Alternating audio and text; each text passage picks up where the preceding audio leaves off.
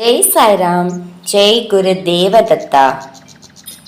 சிவமாதாயி வரலாறு குறித்த சிறு முன்னுரை. எழுதியவர் எழுத்தாளர் சாந்தி பிரியா அவர்கள். சிவமாதாயின் வரலாற்றை என் இணையதளத்தில் எழுதிய நான் பாக்கியசாலியாகவே இருந்திருக்க வேண்டும். நான் எழுதிய அந்த அன்னையின் வாழ்க்கை வரலாறு 1992 ஆண்டில் வெளிவந்திருந்த ஹரியானா மாநிலத்தை சேர்ந்த பரிதாபாத் என்னும் ஊரில் இருந்த திரு ருஹீலா என்பவர் எழுதியிருந்த ஆங்கில புத்தகத்தின் செய்திகளையும், சிவமாதாயுடன் சிறுவயதில் கூடவே இருந்து கொண்டு சேவை செய்து வந்திருந்த சம்மங்கி மற்றும் வெங்கடேஷ் என்ற இரு சகோதரர்களில் ஒருவரும் ஆலயத்தின் அர்ச்சகராக உள்ளவருமான திரு வெங்கடேஷ் என்பவர் மூலம் கிடைத்த செய்திகளின் அடிப்படையிலும் எழுதப்பட்டது.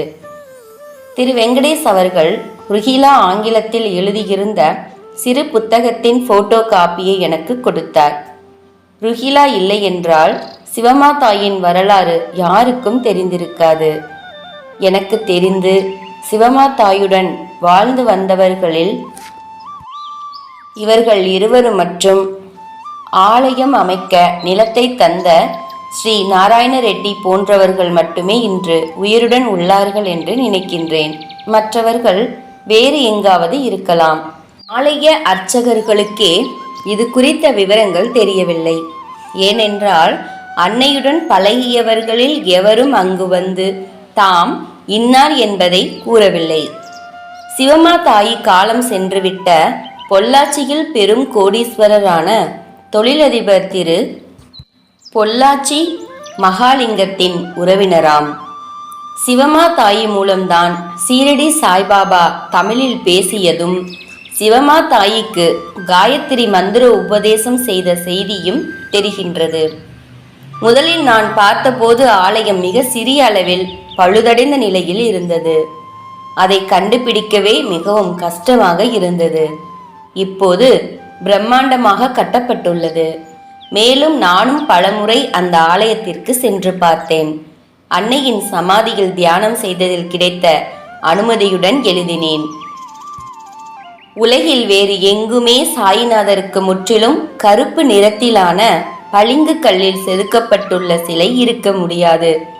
அது இந்த ஆலயத்தில் மட்டுமே உள்ளது. அதன் பல ஆண்டுகளுக்கு பின்னர்தான் ஏதோ ஒரு ஆலயத்தில் மரகத நிறத்திலான சாய்பாபாவின் சிலை அமைக்கப்பட்டு உள்ளதான செய்தியை படித்தேன். சிவமாதாயி குறித்த சிறு குறிப்பு இவை. சாய்பாபாவின் தீவிரமான பக்தை சிவமாதாயி. பிறப்பு மதியம் 1:16/5/1891. இடம் தமிழ்நாட்டில் கோயம்புத்தூர். சமாதி 1994. வாழ்ந்த காலம் 105 வயது வரை என்கிறார்கள். உண்மையான பெயர் ராஜம்மா. பாபா வைத்த பெயர் சிவமாதாயி. தந்தை வேலப்ப கவுண்டர். தாயார் புஷ்பவதி அம்பாள். கல்வி 3ஆம் வகுப்பு வரை தமிழ் மட்டும் தெரியும். திருமணம் அவருடைய 13ஆம் வயதில் மார்ச் மாதம் 1904 ஆண்டில். கணவர் சுப்பிரமணிய கவுண்டர். மகன் மணிராஜ். இனி அன்னையின் வாழ்க்கை வரலாற்றை படியுங்கள். இப்படிக்கு எழுத்தாளர் சாந்தி பிரியா.